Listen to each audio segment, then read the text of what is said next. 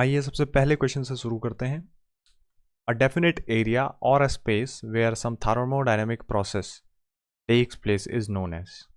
कोई भी definite area, मान लिया ये इस तरीके से है, ठीक है, चाहे ये कोई रीजन है, चाहे ये कोई रीजन है, चाहे ये कोई मैटर है किसी स्पेस में, चाहे ये कोई मैटर है किसी स्पेस में, अगर इसके अंदर कोई भी थर्मोडायनेमिक प्रोसेस होती है, ठीक है, या फिर कह सकते हैं कि इसके अंदर जो है हीट इंटरेक्शन और मास इंटरेक्शन होता है, तो वो क्या कहलाएगा? हमारा थर्मोडायनेमिक सिस्टम। क्या कहलाएगा? Thermodynamic system. तो इसका आंसर क्या रहेगा? ए, थर्मोडायनेमिक सिस्टम।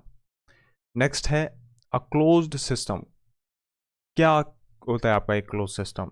तो क्लोज सिस्टम वो होता है जिसमें मास जो है वो ट्रांसफर नहीं होता पर एनर्जी ट्रांसफर होती है, in which heat and work crosses the boundary of the system but mass and of the working substance does not cross the boundary of the system. तो ये सही है, इसका आंसर यस रहेगा। देखिए अगला क्वेश्चन क्या है, कोई भी ओपन सिस्टम क्या होता है? क्या होता है कोई भी ओपन सिस्टम? ओपन सिस्टम में मास भी ट्रांसफर होगा और एनर्जी भी ट्रांसफर होगी। अभी अभी हमने देखा क्लोज सिस्टम जिसमें मास ट्रांसफर, क्लोज सिस्टम में मास ट्रांसफर नहीं होगा और एनर्जी ट्रांसफर होगी। क्या एग्जांपल हो सकता है इसका? कोई भी वाटर बोतल जो कि क्लोज्ड है, तो अगर कुछ टेम्परेचर हाई है वाटर का तो वो सराउंडिंग में इंटरेक्शन, हीट इंटरेक्शन करेगा जिसके कारण से कुछ हीट रिजेक्ट होगी, पर मास कोई ट्रांसफर नहीं हो रहा होगा क्योंकि जो आपका बोतल है वो क्लोज्ड है। ओपन सिस्टम का क्या एग्जांपल? जहाँ पे मास ट्रांसफर होगा वहाँ पे एनर्जी ट्रांसफर तो होगी ही होगी। तो कोई भी इंजीनियरिंग डिवाइसेस, कोई भी आपके ओपन टरबाइन हो गया, नोजल हो गया, जो भी आपके इंजीनियरिंग डिवाइसेस होते हैं वो सारे मैक्सिमम ओपन सिस्टम होते हैं। तो आंसर क्या रहेगा? Both the heat and work as well as mass of the working substance crosses the boundary of the system. C is the correct answer. Other options you can also see they are wrong. In an isolated system क्या होता है? ना ही mass transfer होता है किसी isolated system में और ना ही एनर्जी ट्रांसफर होती है। एनर्जी मतलब ना वर्क ना हीट, दोनों ही ट्रांसफर नहीं होंगे। चाहे आप वर्क की बात करें चाहे आप हीट की बात करें, दोनों ही ट्रांसफर नहीं होंगे। नेक्स्ट है हमारे पास in an extensive property of a thermodynamic system. बोल रहा है एक्सटेंसिव प्रॉपर्टी क्या होती है किसी थर्मोडायनेमिक सिस्टम के लिए? तो बोल रहा है सबसे पहला option, extensive heat is transferred, extensive work is done, extensive energy is utilized, none of these. तो देखिए एक्सटेंसिव हीट, हीट क्या कोई प्रॉपर्टी है? नहीं। जब हीट और वर्क अपने आप में, जब हीट और वर्क कोई प्रॉपर्टी ही नहीं है, क्यों नहीं है ये प्रॉपर्टी? क्योंकि ये एनर्जी नहीं है, ये फॉर्म्स, ये तरीके हैं जिससे आप एनर्जी ट्रांसफर कर सकते हो, ठीक है। ये किसी सिस्टम में स्टोर्ड फॉर्म ऑफ एनर्जी नहीं है, ट्रांजिट फॉर्म ऑफ एनर्जी है, ऐसा भी आप कह सकते हैं।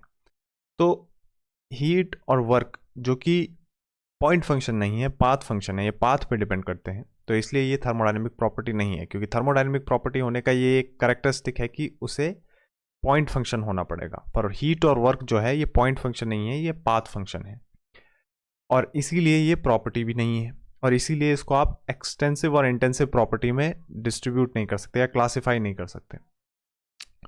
तो हीट और वर्क क्या हो गया? हीट और वर्क कोई भी प्रॉपर्टी नहीं है थर्मोडायनेमिक। प्रॉपर्टी ना होने के कारण क्या हो गया? ये पाथ फंक्शन है, तो ये एक्सटेंसिव और इंटेंसिव प्रॉपर्टी भी नहीं होगी। जब ये प्रॉपर्टी ही नहीं है तो इंटेंसिव एक्सटेंसिव भी नहीं होगी। तो पहला ऑप्शन तो गलत हो गया, दूसरा ऑप्शन भी अपने आप गलत हो गया, क्योंकि हीट और वर्क दोनों ही ना एक्सटेंसिव है ना इंटेंसिव है, और यहां तक कि प्रॉपर्टी ही नहीं है। Extensive energy is utilized, extensive energy is utilized. देखिए इसका कोई यहाँ पे मीनिंग ही नहीं बैठ रहा है कि कोई भी एक्सटेंसिव प्रॉपर्टी किसी थर्मोडायनेमिक सिस्टम में उसमें एक्सटेंसिव एनर्जी यूटिलाइज होगी, ऐसा कुछ नहीं है। तो यहाँ पे आंसर क्या रहेगा? None of this. नेक्स्ट है the thermodynamic property of a system is said to be an intensive property whose value for the entire system is equal to or not equal to the sum of the। देखिए बोल रहा है किसी intensive properties के लिए, कोई भी intensive property है, मान लिया ये मेरे सिस्टम है, इसमें काफ़ी सारी कोई इंटेंसिव प्रॉपर्टीज है। कौन सी इंटेंसिव प्रॉपर्टी? कोई नाम सोचें अगर, तो मान लिया इंटेंसिव प्रॉपर्टी वो जो किसी भी सिस्टम के साइज पे या मास पे डिपेंड नहीं करती है, इररिस्पेक्टिव ऑफ मास और जो भी हमारा साइज है सिस्टम का, वो प्रॉपर्टी जो है क्या होती है, सेम रहती है। तो मान लिया हमने डेंसिटी ले ली, तो डेंसिटी अगर हम ले लेते हैं, इसके हमने 4 पार्ट में डिवाइड कर दिया सिस्टम को, तो डेंसिटी 1, डेंसिटी 2, डेंसिटी 3 और इस फोर्थ पार्ट की डेंसिटी 4। तो कह रहा है कि थर्मोडायनेमिक प्रॉपर्टी किसी सिस्टम के लिए इंटेंसिव प्रॉपर्टी तब होगी जब एंटायर सिस्टम की जो ये प्रॉपर्टी है वो sum of their value for the individual part होगी। यानी कि ये कह रहा है कि किसी भी इंटेंसिव प्रॉपर्टी की बात करें किसी सिस्टम के लिए, लेट्स से इस पूरे सिस्टम की जो डेंसिटी है, वो कह रहा है कि वो डेंसिटी इसके पार्ट्स में, अगर 4 पार्ट्स में डिवाइड कर दिया है, तो इन पार्ट्स के सम के बराबर होगी। इन पार्ट्स की जो भी डेंसिटी होगी उनका सम पूरे सिस्टम की डेंसिटी के बराबर होगा। तो क्या ऐसा हो सकता है? नहीं हो सकता। क्यों? क्योंकि डेंसिटी चाहे ये है, किसी भी पोर्शन में सिस्टम के डेंसिटी सेम रहेगी। ठीक है, तो इसीलिए, और दूसरा तरीका ये भी होता है कि भाई डेंसिटी मैथमेटिकली देखें तो मास अपॉन वॉल्यूम। तो अगर मास चेंज करेगा, अगर मास मान लिया हाफ हो गया तो वॉल्यूम भी हाफ होगा, तो इसलिए डेंसिटी जो है वो इंटेंसिव प्रॉपर्टी है, वो मास या साइज पे डिपेंड नहीं करती किसी भी सिस्टम के। चाहे आप इस पोर्शन की बात करें या चाहे किसी भी पोर्शन की बात करें, सभी के लिए डेंसिटी सेम रहेगी। तो चाहे आप सिस्टम की डेंसिटी लिखें या पोर्शन 1 की लिखें या पोर्शन 2 की लिखें या किसी भी पोर्शन की लिखें, वो सारी एक दूसरे के साथ क्या होंगी, इक्वल होगी। ठीक है, अब बात आती है दूसरा क्वेश्चन। तो यहाँ पे क्या आएगा, इज नॉट इक्वल टू। तो जो थर्मोडायनेमिक प्रॉपर्टी है वो उसके सम के इक्वल नहीं होगी।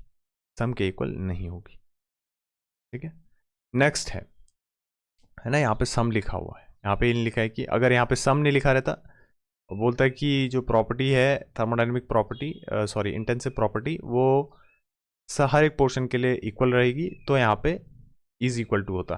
तो यहाँ पे सम लिखा है तो इसलिए is not equal to answer रहेगा। नेक्स्ट है, अरे नेक्स्ट क्या है, the property of the system whose value for the entire system is equal to the sum of their values for the individual part of the system is called extensive property। अब ये क्या कह रहा है कि extensive property क्या रहेगी। Extensive property के केस में एक्सटेंसिव प्रॉपर्टी कौन सी है, सबसे बेसिक प्रॉपर्टी ले लें तो मास ले लेते हैं। ठीक, तो ये मास है मेरा m2, ये मास है m1 m2 और ये है m3। तो मास जो है पूरे सिस्टम का वो क्या होने वाला है, m1 plus m2 plus m3। ठीक है, ये सही है ना। तो मास जो है वो एक्सटेंसिव प्रॉपर्टी है। वो एक्सटेंसिव प्रॉपर्टी कब होगी, जब सिस्टम का पूरा मास पोर्शन में डिवाइडेड मास के सम के इक्वल होगा। तो ये सही आंसर रहेगा। विच of the following is the extensive property of a thermodynamic system. Thermodynamic system की एक्सटेंसिव प्रॉपर्टीज बताइए। तो इंटेंसिव प्रॉपर्टी में क्या क्या आ जाती है, इंटेंसिव प्रॉपर्टी में आ जाती है आपकी जो भी इंडिपेंडेंट है, प्रेशर, टेम्परेचर, डेंसिटी, ठीक है, आपकी वेलोसिटी, विस्कोसिटी, और एनी कोई भी स्पेसिफिक प्रॉपर्टी जिसको भी आपने मास से डिवाइड किया, चाहे स्पेसिफिक वॉल्यूम हो, स्पेसिफिक एंथैल्पी, स्पेसिफिक एंट्रोपी, ये सारी आपकी आ जाती है इंटेंसिव। एक्सटेंसिव में आ जाती हैं एंथैल्पी, एंट्रोपी, एनर्जी वो भी stored form of energy like kinetic energy या इंटरनल एनर्जी, या फिर जो भी एनर्जी स्टोर होती है, पोटेंशियल एनर्जी, ना कि ट्रांजिट फॉर्म ऑफ एनर्जी, क्योंकि ट्रांजिट फॉर्म ऑफ एनर्जी तो हीट और वर्क हैं जो अपने आप में प्रॉपर्टी नहीं होते। तो यहाँ पे पूछ रहा है कि क्या एक्सटेंसिव प्रॉपर्टी होगी, तो क्या होगी भाई, प्रेशर होगा, वॉल्यूम होगा, टेम्परेचर होगा, डेंसिटी होगा। डेंसिटी हमें पता है इंटेंसिव प्रॉपर्टी है, टेम्परेचर हमें पता है इंटेंसिव प्रॉपर्टी है। It does not depend on the size और द सिस्टम और the mass of the system. ठीक है, चाहे आप किसी भी पॉइंट पे देखें टेम्परेचर सेम रहेगा, किसी भी पॉइंट पे देखें किसी सिस्टम के लिए उसमें डेंसिटी सेम रहेगी।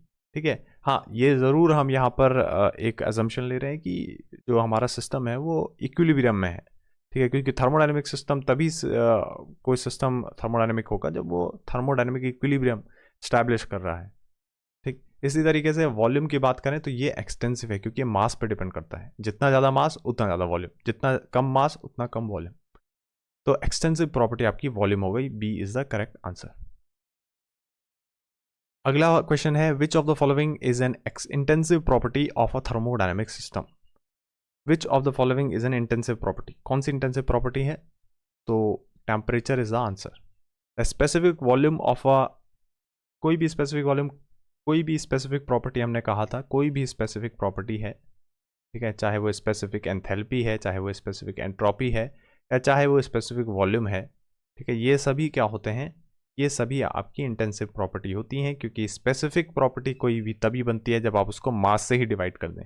तो मास से डिवाइड कर दिया मतलब मास से आपने उसको इंडिपेंडेंट बना दिया, और इसलिए वो इंटेंसिव प्रॉपर्टी बन जाती है। तो कोई भी स्पेसिफिक वॉल्यूम क्या हो जाएगा हमारा, intensive property. Absolute zero temperature को क्या होता है, क्या होता है एब्सोल्यूट जीरो टेम्परेचर, 0 केल्विन को कहते हैं एब्सोल्यूट जीरो टेम्परेचर। और अगर आपको करना है कि 0 केल्विन को आपको डिग्री सेंटीग्रेड में बदलना है, तो आपको पता है कि क्या करना पड़ेगा आपको, 0 - 273, राइट, इट इज 273.15। तो मोर प्रिसाइज या मोर एक्यूरेट वैल्यू अगर आप बोलें तो क्या होगी, 270 माइनस का 273.15 आपका वैल्यू रहेगा। यहाँ पे 0.15 नहीं दिया है, फिर भी आपका आंसर ए रहेगा। विच of the following is correct, कौन सा यहाँ पे करेक्ट है। एब्सोल्यूट प्रेशर क्या होता है, क्या absolute pressure is the sum of atmospheric pressure plus gauge pressure, plus gauge pressure, और if here we have vacuum pressure then we'll take it as negative, तो प्लस माइनस गॉज प्रेशर और vacuum pressure. So यहाँ पे answer क्या रहेगा, absolute pressure, gauge pressure plus atmospheric pressure. A is the correct answer. Next है the standard value of atmospheric pressure taken at sea level is. तो कह रहा है स्टैंडर्ड वैल्यू क्या होगी एटमॉस्फेरिक प्रेशर की सी लेवल पे। तो हम लेते हैं उसको 1.01325 बार, 1325 बार। बार को अगर आप न्यूटन पर मीटर स्क्वायर या पास्कल में कन्वर्ट करें तो क्या हो जाएगा, 1.01325 इंटू 10⁵ न्यूटन पर मीटर स्क्वायर या फिर पास्कल, दोनों ही की चीज़ें। यहाँ से आप लिख सकते हैं, तो इसी वैल्यू को आप यहाँ पे इस तरीके से लिख सकते हैं, ठीक है, और इसी वैल्यू को यहाँ पे ऐसे लिखा गया है, 13 तक लिखा है। इसको अगर आप कन्वर्ट करें, प्रेशर इज इक्वल टू आपको पता है रो जी एच, ठीक है। अगर आप मरकरी की हाइट के टर्म्स में निकालना चाहते हैं तो आपको क्या करना है, यहाँ पे डेंसिटी लिखनी है मरकरी की, ठीक है। वो आप अगर किलोग्राम पर मीटर क्यूब में भी लिखें तो इतनी वैल्यू होगी, ठीक है, 13,600 किलोग्राम पर मीटर क्यूब। जी की वैल्यू भी 9.8 मीटर पर सेकेंड स्क्वायर रख दीजिए। एच की वैल्यू और प्रेशर की वैल्यू भी आप यहाँ पे से रख सकते हैं, 10 ये न्यूटन पर मीटर स्क्वायर वाला वैल्यू। इसके बाद आप यहाँ से अगर एच निकालें तो वो आपका मीटर में आएगा, और उस मीटर को आप अगर एमएम में कन्वर्ट करें तो आपको मरकरी के टर्म्स में एटमॉस्फेरिक प्रेशर का वैल्यू मिल जाएगा, ठीक है। ये सिंपल सा आपको कैलकुलेशन करना है, तो यहाँ पे all of this is the correct answer. The value of 1 बार, 1 बार का वैल्यू क्या होता है, तो अभी अभी हमने देखा 1 bar is equal to 1 into 10⁵, so D is the correct answer. The value of 1 mm of H G is equal to 1 mm of H G का वैल्यू निकालना है अगर आपको, तो सेम आप फॉर्मूला वही अप्लाई करेंगे, ठीक है। प्रेशर के टर्म्स में निकालना है तो क्या करेंगे आप, यहाँ पे डेंसिटी रखेंगे आप मरकरी की, आप यहाँ पे 9.8 वैल्यू रखेंगे, या 10 भी रख सकते हैं आपको अगर अप्रॉक्स वैल्यू चाहिए, इंटू एच, एच कितना है आपको 1 mm। तो अगर आप mm को देखें, mm को अगर आप मीटर में कन्वर्ट करें कितना हो जाएगा, 10⁻, है ना, -3 मीटर। 10⁻³ का मल्टीप्लाई करें, यहाँ से आपको मिल जाएगा 136। अगर ये 9.8 होता तो वैल्यू करेक्ट आती कितनी, 133.3, ठीक है। यहाँ पे सी इज़ द करेक्ट आंसर, ठीक है, सी इज़ द करेक्ट आंसर, ठीक है। मोर करेक्ट आप कैसे रहेंगे, जब आप इस 10 की जगह पे 9.8 वैल्यू रखेंगे, कितनी रखेंगे, 9.8 मीटर पर सेकेंड स्क्वायर, ठीक है। पर आइडिया लेने के लिए आप यहाँ पे 10 का वैल्यू रख सकते हैं, ताकि आपको उसके अराउंड आपको आंसर मिल जाए। तो आइडिया लग जा रहा है कि 136 is somewhere equals to 133। Next, reading of the pressure gauge fitted on a vessel. Pressure gauge pressure दिया गया है हमको 25 बार। एटमॉस्फेरिक प्रेशर दे रखा है हमको कितना, 1.03 बार। अब हमको निकालना है एब्सोल्यूट प्रेशर। तो एब्सोल्यूट प्रेशर कैसे निकलेगा, दोनों का सम। तो कितना हो जाएगा सम, 26.03 बार। देखिए नेक्स्ट क्वेश्चन है, the conditions of temperature and pressure at 0 degree centigrade and 760 mm of Hg pressure are termed as temperature and pressure. ये दो चीज़ें होती हैं हमारे पास, एक होता है एनटीपी, एक होता है एसटीपी। एनटीपी में जो टेम्परेचर होता है वो होता है 20 डिग्री सेंटीग्रेड, एसटीपी में वो होता है 0 डिग्री सेंटीग्रेड। ठीक है। दूसरी चीज़, यहाँ पे जो प्रेशर होता है वो होता है 1 एटमॉस्फेरिक प्रेशर, और यहाँ पे होता है 1 बार प्रेशर। ठीक है। इसी तरीके से लास्ट जो वॉल्यूम होता है वो एनटीपी में होता है -22.7 और इसमें होता है 22.7 लीटर। तो और भी कई डिफरेंसेस हैं एप्लीकेशन में। अगर आप देखें एनटीपी जो है वो गैस फ्लो रेट के लिए होता है यूज़, और आपके जो भी गैस फ्लो रेट हो गया या फिर आपका इन्वायरमेंटल साइंस हो गया वहाँ पे यूज़ होता है। एसटीपी जो है फिजिक्स और केमिस्ट्री में यूज़ होता है ज़्यादातर, और साथ में ये गैस मीजरिंग फ्लो को मेज़र करने के लिए, ठीक है, मतलब कि गैस की वैल्यूज़ को, उसका वॉल्यूम वगैरह, इसको मेज़र करने के लिए यूज़ होता है। और इन्वेस्टिगेशनल जो मेजरमेंट्स होती हैं उसके लिए आपका एसटीपी यूज़ होता है। ये बेसिक सा डिफरेंस इनमें है। अब बात आती है कि इसमें आंसर क्या रहेगा। तो इसमें पूछा है 0 डिग्री सेंटीग्रेड और 760 mm of Hg, 1 bar is equal to 760 mm of Hg। और 0 डिग्री सेंटीग्रेड कहीं पे लिख सकता है कि भाई 273 केल्विन, और कहीं पे इस 1 बार को लिख सकता है 760 mm ऑफ Hg, या वाटर के टर्म्स में, वाटर के हेड के टर्म्स में लिख लेगा। यहाँ पे आंसर रहेगा स्टैंडर्ड। ठीक है, कई जगह नॉर्मल दिया गया है जो कि गलत है। नेक्स्ट है यहाँ पे, the unit of energy is SI unit is. SI unit आपको बतानी है किसकी, एनर्जी की। एसआई यूनिट बतानी है एनर्जी की, क्या होती है, joule. Joule is the correct answer. The unit of power in SI unit is kilowatt, true. 1 kilowatt कितना होता है, 1 किलोवाट अगर आपको बताना है कितना होता है, देखिए भाई 1 किलोवाट, किलोवाट की अगर आप बात करें, किलोवाट कुछ नहीं होता है, आपका जूल पर सेकंड होता है, किलो जूल पर सेकंड। ठीक है, और जूल क्या होता है, न्यूटन मीटर। ठीक है, न्यूटन मीटर पर सेकंड। अब आपको क्या करना है, यहाँ पे किलोवाट को आपको न्यूटन मीटर पर सेकंड में लिखना है, तो क्या हो जाएगा, सिंपल 1000 हो जाएगा, 1000 न्यूटन पर मीटर पर सेकंड, है ना। यहाँ पे आंसर रहेगा C is the correct answer. 1 joule कितना होता है, 1 जूल कितना होता है, आप बात करें 1 जूल की, कितना होता है 1 जूल, न्यूटन मीटर। ठीक है ना, जूल कुछ नहीं होता है, वो होता है न्यूटन मीटर के इक्वल। आंसर रहेगा ए। ठीक है, ये है आपका 1। Let me correct this is 1। Okay, the specific heat of water is 4.187। and what is the unit, what is the unit? We know C is equal to, Q is equal to mc del T, so therefore C is equal to Q by m del T, therefore the unit is kilojoule, kilogram, kilojoule per kilogram Kelvin, or you can write joule per gram Kelvin, both are the same things. So 4.187 किसके लिए value है, water के लिए। यानी कि जब आप 4.187 kilo joule heat दोगे वाटर को, तो उसका 1 किलोग्राम का जो है 1 डिग्री सेंटीग्रेड रेज हो चुका होगा, है ना। यही तो होती है आपकी स्पेसिफिक हीट। नेक्स्ट क्वेश्चन है, the numerical value of thermal capacity and the water equivalent of the substance are the same.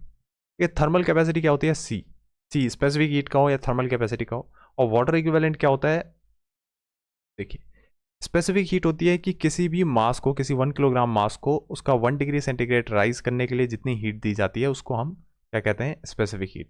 और वाटर इक्विवेलेंट होता है कि जब आप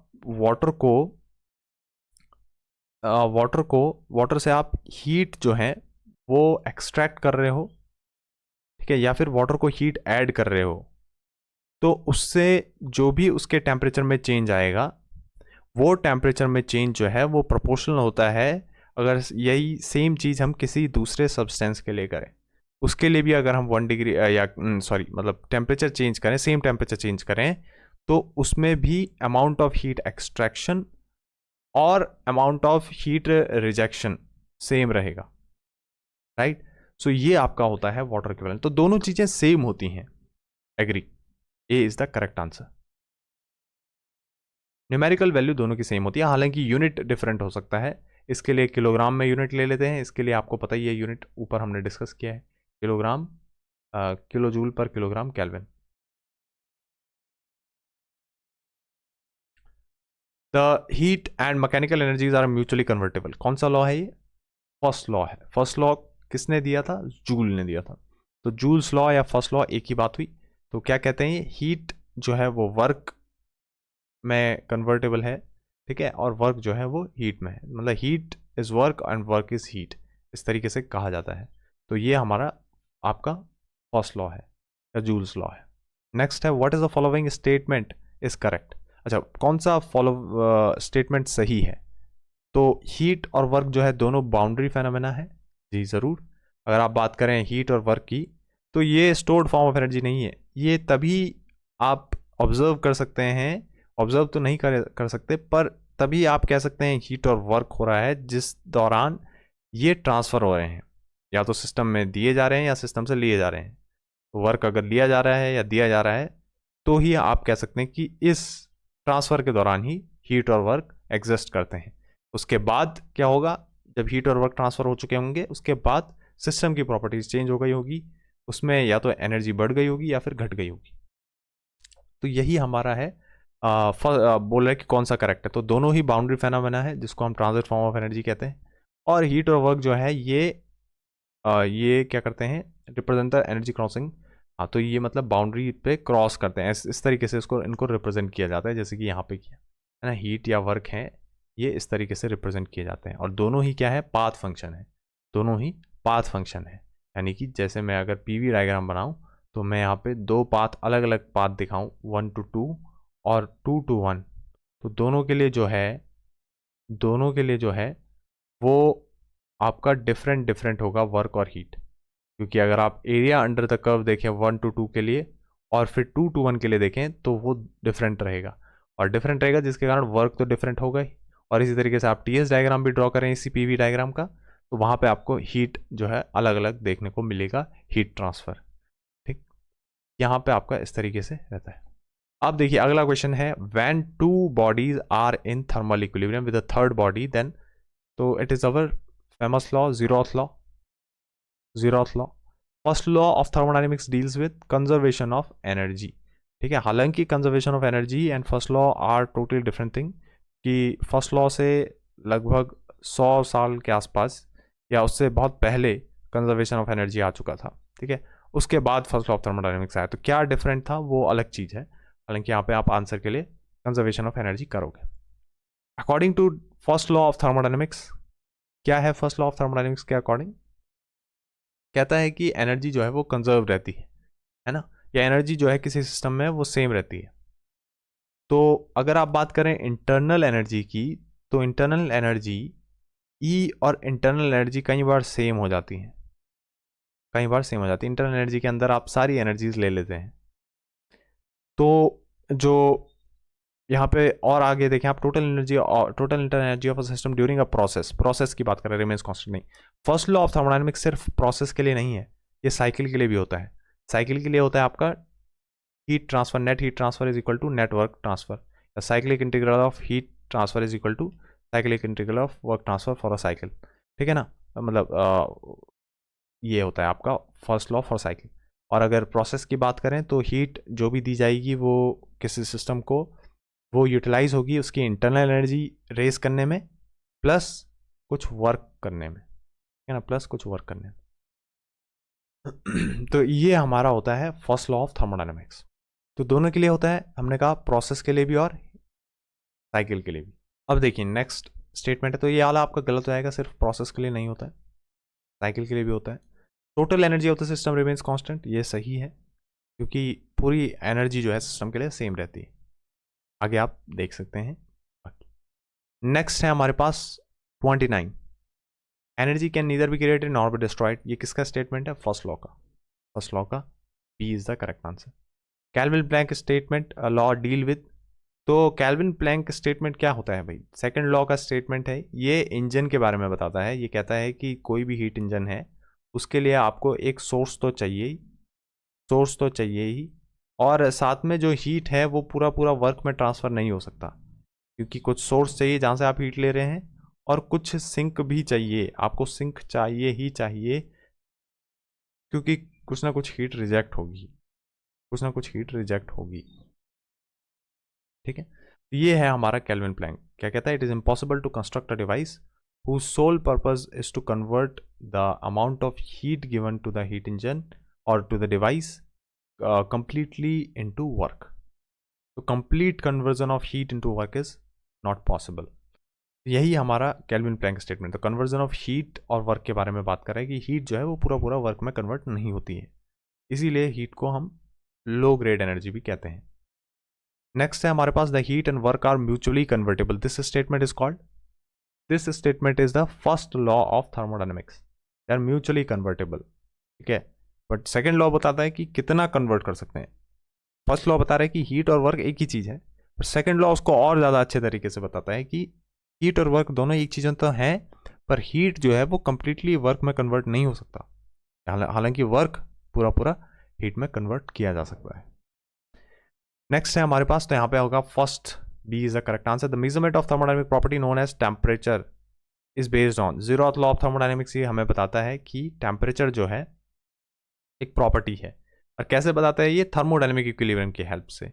अगर दो बॉडी एक दूसरे के साथ थर्मल इक्विलिब्रियम में है और कोई अदर टू बॉडी बी और सी, ए और बी एक दूसरे के साथ थर्मल इक्विलिब्रियम में है, और बी और सी दोनों एक दूसरे के साथ थर्मल इक्विलिब्रियम में है, तो ए और C will be having same temperature और they will also establish thermal equilibrium with themselves. तो यहाँ पे जीरोथ लॉ यही है कि भाई आपको ए अगर और बी अगर बहुत पास हैं और बी और सी किसी तरीके से पास हैं, ठीक है, तो आपको सी का टेम्परेचर मेजर करने के लिए ए को आपको सी के समीप नहीं लाना पड़ेगा, उसके पास नहीं लाना पड़ेगा, बिना पास लाए भी आप कह सकते हैं कि ए और सी का टेम्परेचर सेम रहेगा। ठीक है, अ machine which violets the first law of thermodynamics is called perpetual motion machine of second kind. गलत है, first kind, of first kind. तो क्या हो जाएगा? इनकरेक्ट, क्योंकि PMM1 क्या होता है? PMM1 कहता है कि कोई भी जो मशीन है वो अपनी ही एनर्जी बना देगी।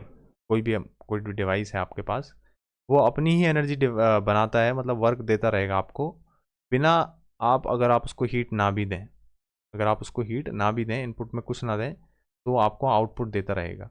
तो ऐसा पॉसिबल नहीं है कंप्लीट, ऐसा नहीं कह सकते कि कोई ऐसा सिस्टम है, पर कुछ हद तक ऐसा सिस्टम कहा जा सकता है कि अगर आप न्यूक्लियर एनर्जी की बात करें, ठीक है, तो किसी सिस्टम की इंटरनल एनर्जी जो है वो वर्क में कन्वर्ट हो सकती है कुछ टाइम तक, कुछ फाइनाइट पीरियड ऑफ टाइम के लिए, कुछ फाइनाइट टाइम के लिए आप कह सकते हैं कि लिमिटेड पीरियड ऑफ टाइम के लिए आप कह सकते हैं कि जो इंटरनल एनर्जी है सिस्टम की वो इतनी है कि वो आपको कंटिन्यूसली वर्क दे रही है, पर जो आपका कुछ टाइम बाद आपको ये देखने को मिलेगा कि जो हीट है कुछ ना कुछ आपको इंटरनल एनर्जी आपको इनपुट में एनर्जी देनी ही पड़ेगी अगर आपको उससे कुछ वर्क निकालना है।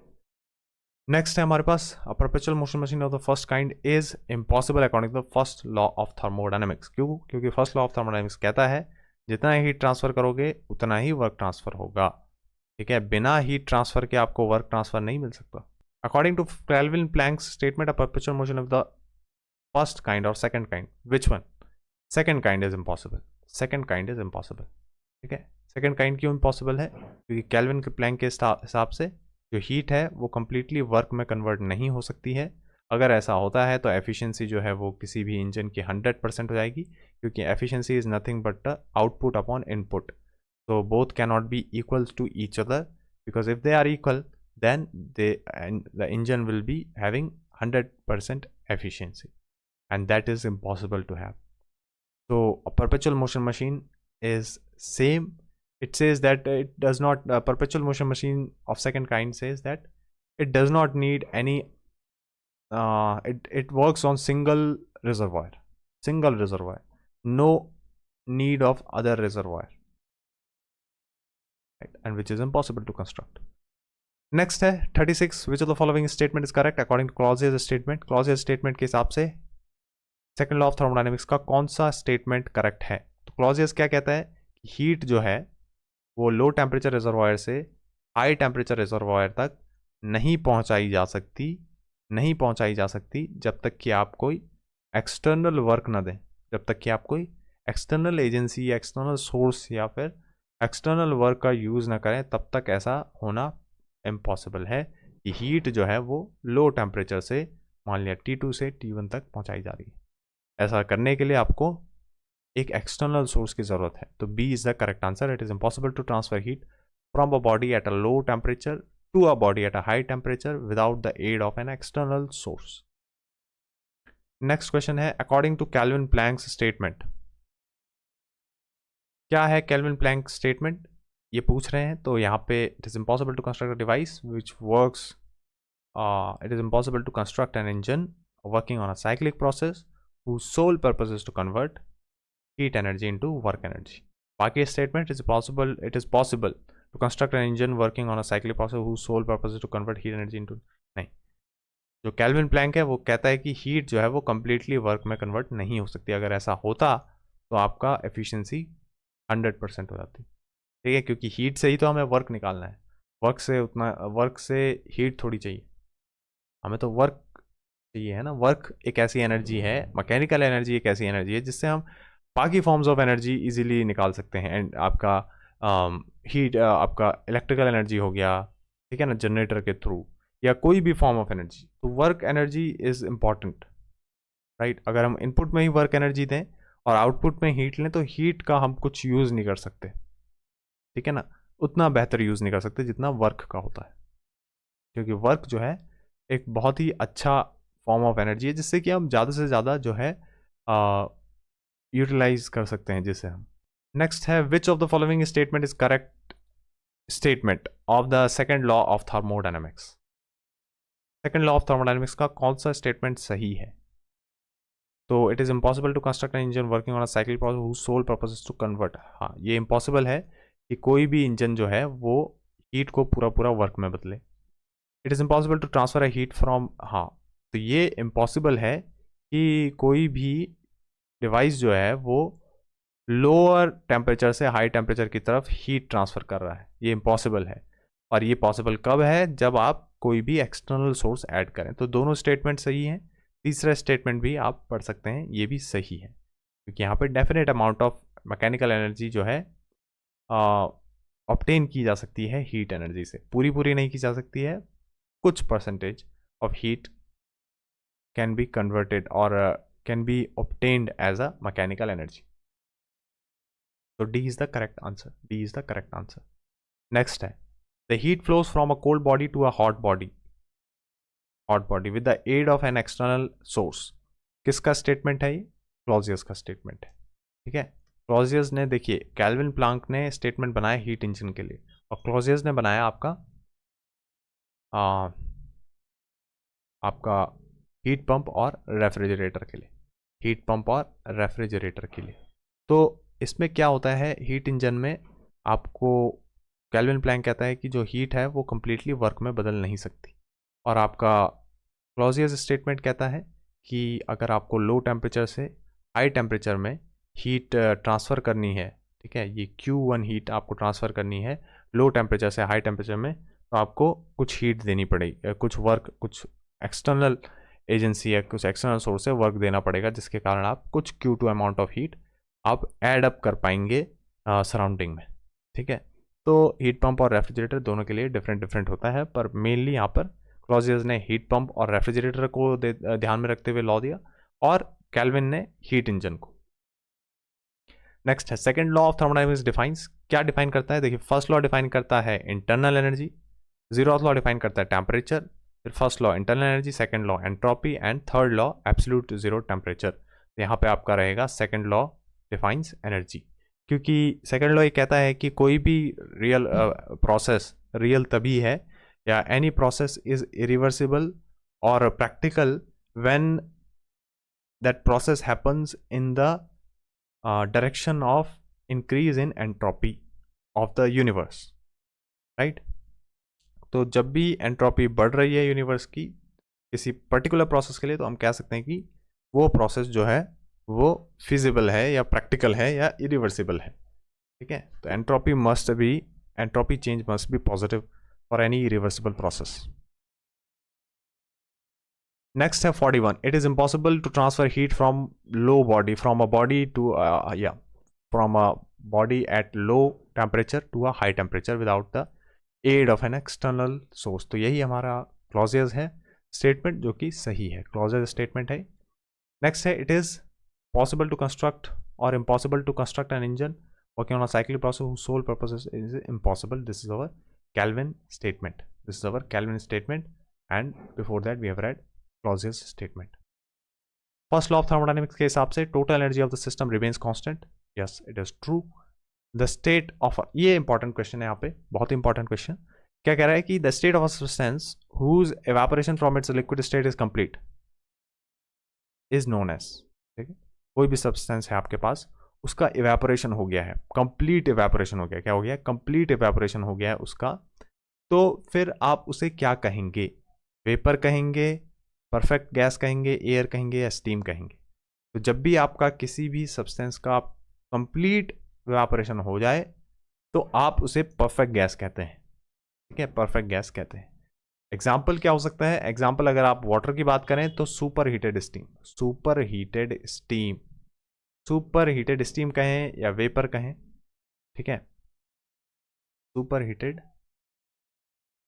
स्टीम कहना ज़्यादा सही है। नेक्स्ट है,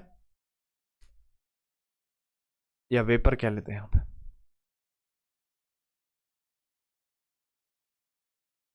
सुपर हीटेड वेपर।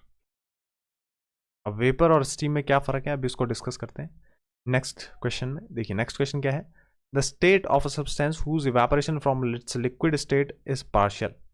पार्शियल, जिसका इवेपोरेशन पार्शियल हो, आधा हो, उसको क्या कहेंगे, स्टीम कहेंगे, नहीं कहेंगे स्टीम, क्यों, उसको कहेंगे वेपर, वेपर। अब देखिए क्या यहाँ पर बहुत ही माइन्यूट डिफरेंस है, ये जो सब्सटेंस लाइन लिखा है ना यहाँ पे, सब्सटेंस, सब्सटेंस मतलब, सब्सटेंस मतलब कोई भी सब्सटेंस, ठीक है, सिर्फ वाटर की बात नहीं हो रही है, कोई भी सब्सटेंस। तो स्टीम तो सिर्फ वाटर का बनता है, स्टीम जो है वो सिर्फ और सिर्फ किसका बनता है, वाटर का बनता है स्टीम।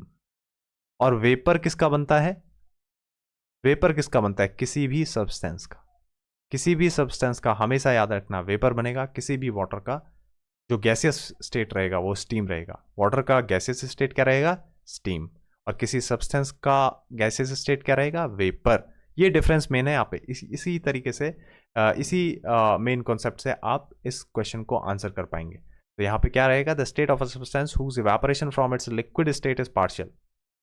तो किसी भी सब्सटेंस का अगर इवेपोरेशन पार्शियल है लिक्विड स्टेट से गैसियस स्टेट में बदलने के लिए, तो वो स्टीम नहीं वेपर कहलाएगा। और इसी सब्सटेंस की जगह पे वो लिख देता अगर वाटर, तो यहाँ पर आंसर क्या रहता, आंसर क्या रहता, स्टीम सही रहता। तो हम यहाँ पे लिखते एग्री, और यहाँ पे अभी हम डिसएग्री करेंगे इस बात से, क्योंकि ये किसी सब्सटेंस की बात कर रहे हैं। तो किसी भी सब्सटेंस के लिए वेपर इंपॉर्टेंट है, टर्म रेलेवेंट है, और किसी भी सब्सटेंस के लिए हमने कहा वेपर टर्म रेलेवेंट है, और किसी वाटर के लिए स्टीम टर्म रेलेवेंट है, ठीक है ना। तो वाटर के लिए आपको हमेशा स्टीम टर्म यूज करना है और किसी सब्सटेंस के लिए वेपर।